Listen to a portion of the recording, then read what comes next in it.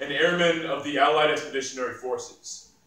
You are about to embark upon the Great Crusade, towards which we have striven these many months. The eyes of the world are upon you. The hopes and prayers of liberty-loving people everywhere march with you. In company with our brave allies on other fronts, you will bring about the destruction of the German war machine, the elimination of Nazi tyranny over oppressed peoples of Europe, and security for ourselves in a free world. Your task will not be an easy one.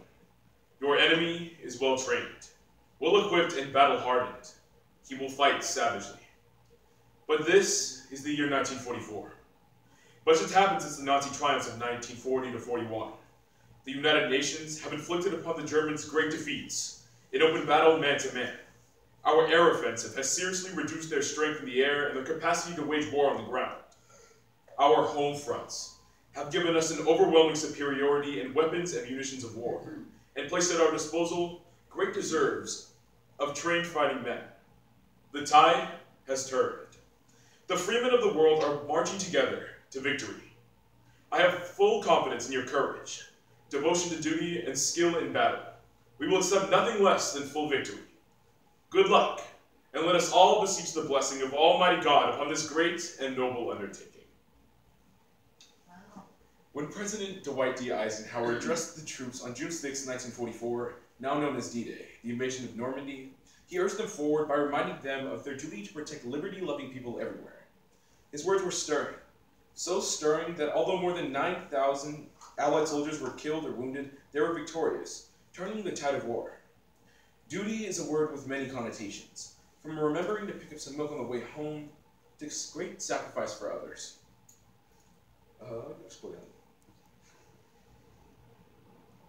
Do individual citizens really have a duty to help total strangers, even if those strangers are capable of helping themselves? Ebenezer Scrooge didn't think so. In fact, his attitude has made him the cultural representation of stingy hard-heartedness. Through him, though, Charles Dickens points out the important duty of charity. "Good afternoon," said Scrooge. His nephew left the room without an angry word, notwithstanding. He stopped at the outer door to bestow the greeting of the season on the clerk, who, cold as he was warmer than Scrooge, for he returned them cordially. "There goes another fellow," muttered Scrooge. "My clerk with 15 shillings a week and a wife and family talking about a Merry Christmas." This lunatic, in letting Scrooge's nephew out, had led two other people in. They were portly gentlemen, pleasant to behold, and now stood with their hats off in Scrooge's office. They had books and papers in their hands and bowed to him. "Scrooge and Marley's, I believe," said the gentleman, referring to his list. "Have I the pleasure of addressing Mr. Scrooge or Mr. Marley?" "Mr. Marley has been dead these 7 years," Scrooge replied. "He died 7 years ago, this very night." "We have no doubt his liberality is well represented by his surviving partner," said the gentleman, presenting his credentials. It certainly was, for they had been two kindred spirits. At the ominous word liberality, Scrooge frowned and shook his head, and handed the credentials back. "At this festive season of the year, Mr. Scrooge," said the gentleman, taking up a pen, "it is more than usually desirable that we should make some slight provisions for the poor and destitute who suffer greatly at the present time. Many thousands are in want of common necessaries. Hundreds of thousands are in want of common comfort, sir." "Are there no prisons?" asked Scrooge.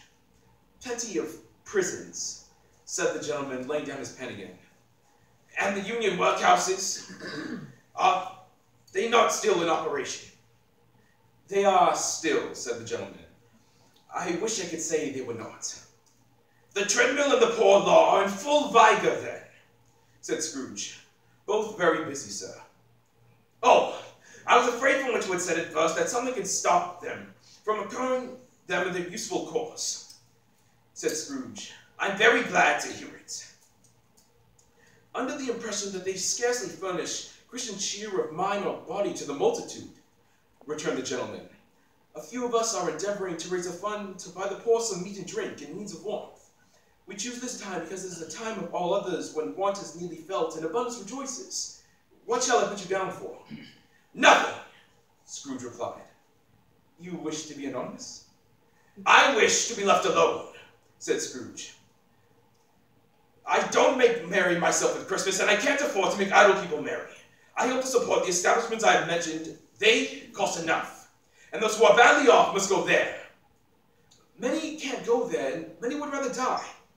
If they would rather die, said Scrooge, they had better do it, and decrease the surplus population. Good afternoon, gentlemen. Scrooge learned in his haunted night that he does in fact have a duty to care for others, or at least contribute to their care. And he brings us full circle back to a group who constantly sacrifice home life, comfort, and safety to care for people who are often oblivious to the nature of their duty. The American soldier, as described by Toby Keith.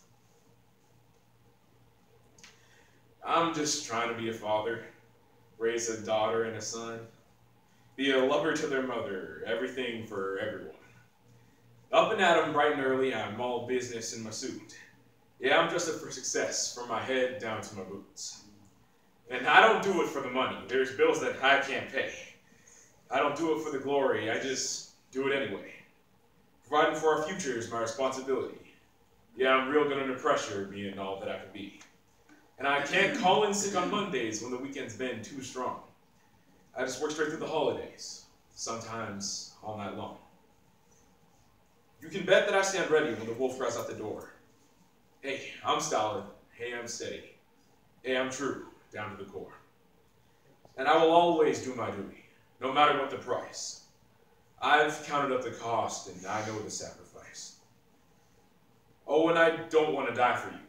But if dying's asked of me, I'll bear that cross with honor, because freedom don't come free. I'm an American soldier, an American. Beside my brothers and my sisters, I will proudly take a stand. When liberty's in jeopardy, I will always do what's right. I'm out here on the front lines. Sleep in peace. Thank you.